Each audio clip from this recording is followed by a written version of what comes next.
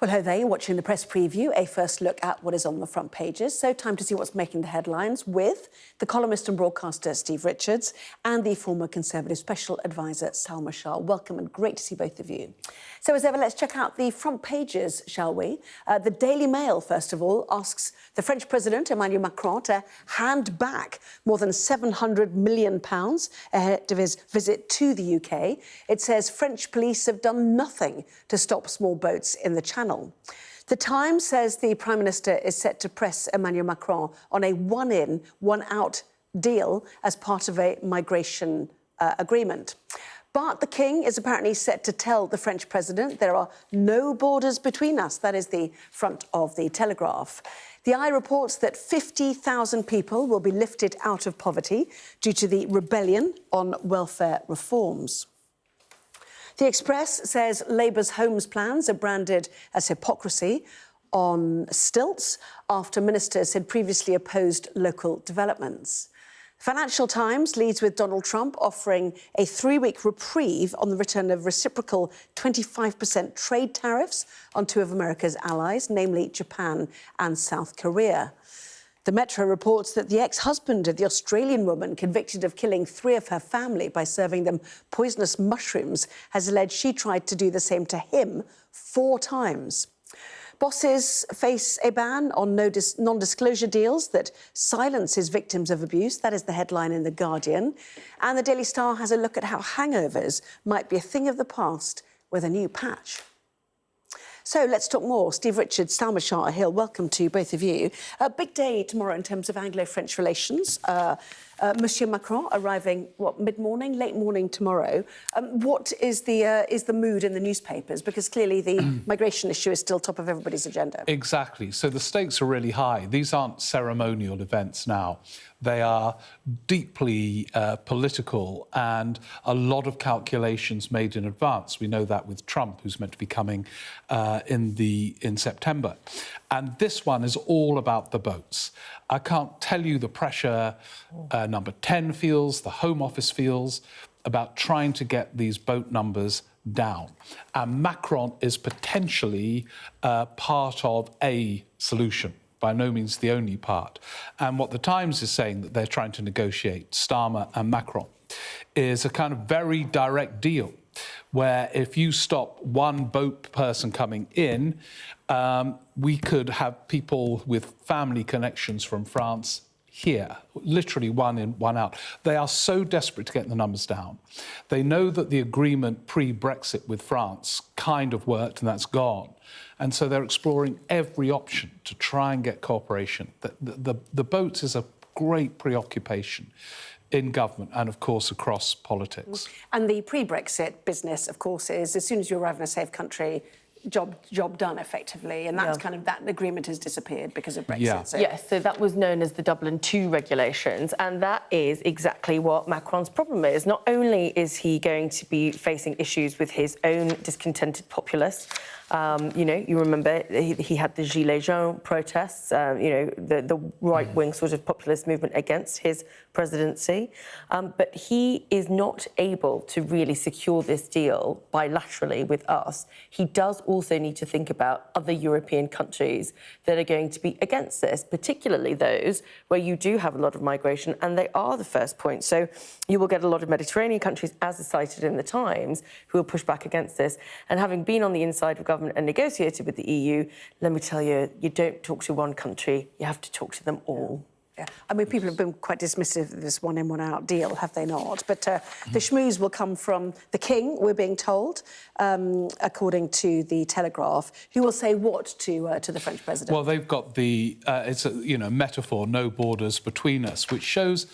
I mean, I bet Salma knows him well, but I don't know King Charles. But I would. Macron, the King, but anyway, yeah. Reading between the lines, you don't really have to read between the lines. It seems to me he's quite an interesting figure in the sense that his interventions are quite political. You know, remember his speech in Canada, quite sort of, you didn't have to decode it much to show what he thought about Trump's approach to Canada. Zelensky, do you remember when Zelensky had that tough time in the White House? Charles saw him about 24 hours later. And he is absolutely clear in his remarks, which have been briefed, that he wants to see this Anglo-French cooperation and the metaphor of no borders between us, that you can't be stronger in your view about that. And of course it's not partisan or anything like that, but whether it's kind of intentional or not, he seems to be playing quite a key role in diplomatic situations at the moment. And I'm sure the government are thrilled, but we're going to look at the Mail front page in a moment, but that's a real contrast in the approach and to just on the way to France. that, I mean, there is a state banquet on Tuesday evening, is there not? I mean, it's not any old visit. We're not really bigging this up enough, are we? To be fair, let's be honest about it. But the problem is, you don't get a look in for any state visit unless it's the US president. And I think people don't necessarily understand. I think you're totally right, Steve, that the king is trying to play this role of sort of being an elder statesman almost, if you like. And it is what the last monarch, did so successfully, which is remain politically neutral, so you can provide that soft power, so you can provide that safe space, if you like, to be able to have the discussions. And also, most people can't say no to an invitation from the king, so even if you've got difficult things, you can't avoid it. Yes, and so we go to the Daily Mail, and the context of this, of course, is that there seems to have been a more proactive French response on the beaches of northern France, you know, slashing the dinghies, for example, we reported on last week. But anyway, Salma, why don't you tell us about what this story is about then? So, obviously, because the French president is coming over, I think there are legitimate questions about the amount of money that the UK taxpayer has actually spent to assist the French efforts on the coastline and the gendarmerie, the police in France, to prevent the deployment of these small boats from coming over. And there's a quantum here which I think will shock a lot of people, considering where we are with the numbers, and that's 771 million. So the Shadow Home Secretary, Chris Philp, who was indeed in the Home Office during his tenure in government, so there might be some criticism due for him too, is saying, what have you actually done with this money? And there's an interesting little piece here where it's saying, the French numbers and the money that they've taken is in contrast to Belgium, where they've seen a 90% decrease.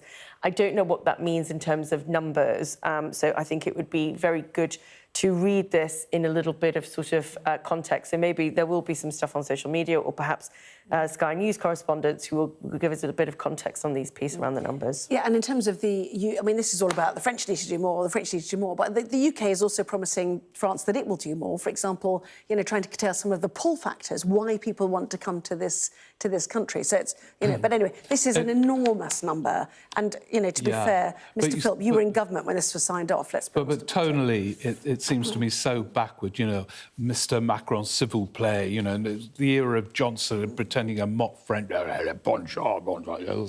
It's all kind of, I can do a good Boris Johnson person, but do we have to continue? In French. In French. But where I think Starmer has been effective is trying to rebuild relations with these European leaders, not out of weakness, but out of national self-interest. Because, as Salma was saying, this is about many borders, not just the Anglo-French border, but you have to get Macron will have to get an agreement with Europeans because of their borders and so on. And the only way you're going to make progress is to form good relations with these people. They're not going to say, they're taking the mick out of us with their mock French, or we'll do a deal. You've got to work with them. And the problem with some of this money is that it's gone into a kind of vacuum because there isn't a deal. And so maybe something will arise tomorrow. We'll see. I know a huge amount of work's been going on behind the scenes to try and get one. Yeah, well, this is the politics and some of the policy is not ahead of it. We'll have all the pomp too, no doubt, when he arrives late mid-morning tomorrow with our fabulous special events commentator Alistair Bruce as well, taking us through that state visit. In the meantime, let us move on to the Eye. Post the welfare reforms, the upside, the suggestion is this politics a turning? Is this trying to correct Labour's miserable last week, do you think, or what? I certainly think that there is an element of spin in this, because what should have been, for most Labour backbenchers, a really good selling point, which was always the fear that people were going to fall into poverty, is the idea that actually Labour backbenchers, due to their rebellion, have achieved something. The issue for me, obviously, as somebody who's on the other side of the fence, is how is that going to be paid for? And if it's going to come out of further taxation, where is that taxation going to land? And what does that mean for growth? So I can absolutely see why there is a spin to talk about 50,000 children being lifted out of poverty as a consequence of these changes. But it is not a figure in isolation. There are still consequences and ramifications of this rebellion that we are probably not going to see until the budget later this year. Yeah, I mean, it was a masterstroke to bring out Rachel Reeves so quickly after her tears at PMQ, certainly. But is the party still reeling, do you think, from what happened and the consequences of it? Inevitably. And in a way, this front page reflects, I think, the briefings that are going on, because the impact assessment showed that if the cuts had gone ahead, many more would have gone into poverty. So the fact that the cuts haven't gone ahead shows that they will not be in poverty, which is this front page. So it's almost as if the eye is reflecting the view of those dissenting Labour MPs. And you get other briefings from the Treasury saying, well, that lot will have to own this and the fiscal consequences, as if it was their fault that they're in this position. So you're getting sort of contrary stories surfacing about the consequences of what was a really significant week last week. Different camps. But there is something really interesting here, just in the last section of the eye, which Steve, you might have a view on this, which is Labour MPs are calling for Reeves to consider a wealth tax amid a warning that it could drive out the rich. This has been such a contentious issue, and I wonder, actually, if it's being put here, as we used to say behind the scenes in government, to just run it up the flagpole and see what the reaction is in the media. I'm sure there'll be a lot of people that say... Raised by Neil Kinnock speaking to Trevor Phillips on Sunday morning, as you know. But there's obviously a push behind the scenes to say there would be a lot of support on the backbenches for something. So you've already got Neil Kinnock going out there, sort of being a stalking horse figure to see if, you know, what the reaction is going to be. And I think this is where actually some of the evidence about the loss of tax receipts for all these wealthy people that are leaving is going to be an important factor when this decision is going to be made by the Treasury. See, the context now has changed completely. Taxes are going to go up, and you don't have ministers denying that anymore. So there's going to be a huge debate about which taxes and how much. I suspect they're going to have to go up quite a lot. And the term wealth tax is quite imprecise, actually. Which particular tax do you mean by that? But given that they've ruled out so many of them, income tax, national insurance for employees, VAT, corporation, all the big revenue raisers, in theory, have been ruled out. So you're going to have to look all over the place to raise the money, unless... You're going to get more people who are annoyed, like the farmers, you know, family farm tax. You're going to get people who don't feel very wealthy, given the situation. Every route is difficult, but I wonder whether they will have to go back on some of those pre-election... Another marvellous summer of speculation like last year, isn't it? Let's be honest about it. Stay there, lots more to discuss, including Trump and tariffs again. Two US allies get a reprieve, but will Trump ever actually impose them? Back with that in just a moment.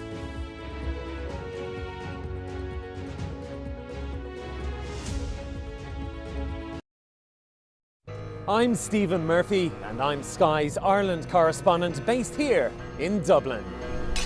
All alcohol products, not just wine, will have labels warning of liver disease and the link to fatal cancers. Is it crazy? It's an industry worth around €14 billion a year. That's why Italy sees this Irish plan as such a threat. It's always instructive and occasionally entertaining to hear what Donald Trump has to say on the issue of Brexit. She's got her own way of doing it, that's okay. The job takes me to every corner of this island. The rioting stemmed from a horrific daytime stabbing attack at a primary school in the city centre. The scale of the rioting and the destruction it caused is pretty much unprecedented here in Dublin. Jerry, any comment on the judge's decisions? Do you feel vindicated, Jerry? This is the end, the somewhat chaotic end, of a 52-day trial.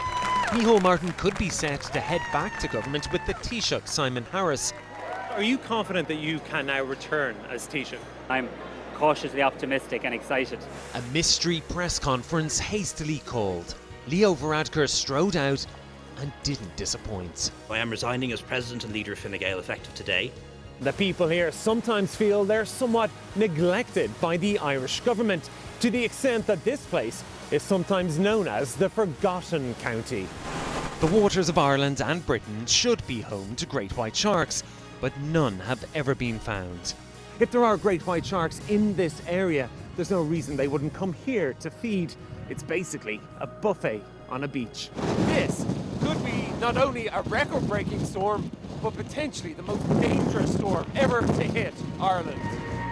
Sky News, get the full story first.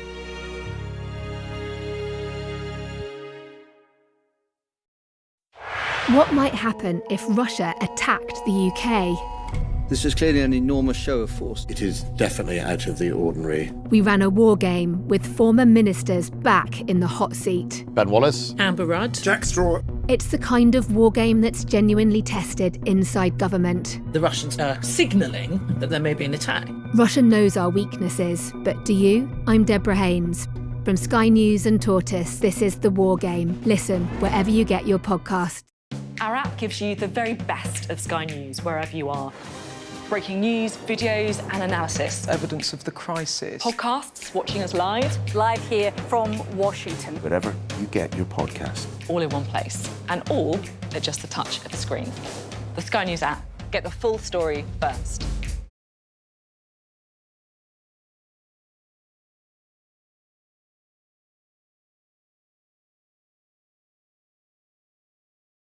I'm Stephen Murphy, and I'm Sky's Ireland correspondent based here in Dublin. The waters of Ireland and Britain should be home to great white sharks. If there are great white sharks in this area, there's no reason they wouldn't come here to feed. It's basically a buffet on a beach. This could be not only a record-breaking storm, but potentially the most dangerous storm ever to hit Ireland.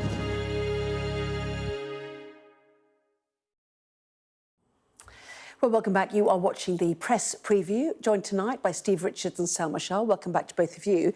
Now, Donald Trump has just signed another executive order. Tonight, it is about tariffs, extending the date on which so-called reciprocal tariffs would take effect from this Wednesday, July the 9th, to August the 1st. So a 3-week extension, but it's making a lot of headlines because we're talking about some big numbers again, aren't we? First of all, then, Salma, the Daily Telegraph's coverage of this.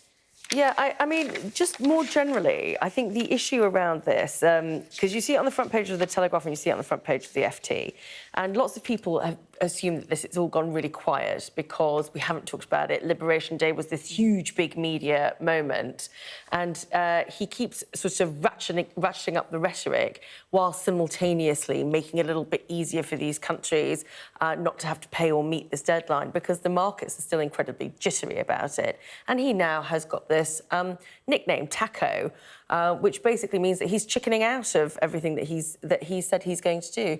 So even though Trump always chickens out, right, yes. Okay. So even though he is talking a big game about having increasing tariffs on people, about setting these hard deadlines, I think in reality he's just letting everything slide because, you know, he might have some other things on his plate at the moment. Yeah, and the whole point about the Telegraph story is it is the BRIC summit underway in Rio at the moment. Brazil, Russia, India and other countries, well, BRICS now, South Africa as well. And he suggested that tariffs would go up for them if they have anti-American policies. And the suggestion is that Donald Trump is using tariffs to punish Russia as Vladimir Putin's military bombards Ukraine, suggesting only yesterday, I think, that he was disappointed in Putin. Well, that's an interesting dimension. When he expresses disappointment in Putin, it's interesting because it's a change of tone. But I think on tariffs, see, I kind of naively took Trump at his word. I know it's a dangerous thing to do, but I thought he genuinely supported tariffs as an economic policy. It's clear now he's using it as a negotiating ploy with various countries, whether he's quite overt, there's going to be a reprieve while we negotiate trade deals, etc. He's kind of using them as a negotiating tool with everyone, including Britain, actually. But that Liberation Day and this joyful thing, in his view, of tariffs to protect American manufacturers, that seems to me to have gone out the window completely, to the point where, you know, typically of him, he probably didn't believe it in the first place, or maybe he did for a day and has now changed it. But don't you think it's now a negotiating tactic? So I think he always thought it was going to work out that way. The thing that he didn't bank on was the markets were really jittery about it, and because the stock market fell off a cliff edge when he basically announced Liberation Day, and they are still jittery. So he keeps extending this stuff because he's not getting what he wants out of the negotiation. So what's he doing? He's going down even harder on these BRIC countries because, you know, generally speaking, the BRICS are still emerging markets. They are still trying to develop their economies, but it's not the same way that he can, he can't bully the EU or advanced markets in the same way. And he pretended he didn't care about the stock exchange reaction when he did. When he He always used to did. show off when it was doing well under him. I just think this is going to be a really tricky time for all of us for the moment when we think about the US reaction to the economy, let alone foreign policy. We're running out of time. Just want to show the FT as well. Trump grants a 3-week reprieve, as you have discussed, and the whole point is he's clobbering his major trading partners again. Both of you, Steve, Salma, thank you. Well, coming up in the next part of our programme, our press preview continues, also taking a look at Texas. I'm afraid the numbers of dead continuing to rise there. Our partners at NBC suggesting now that 104 people have died across 6 counties. Back with that in just a moment.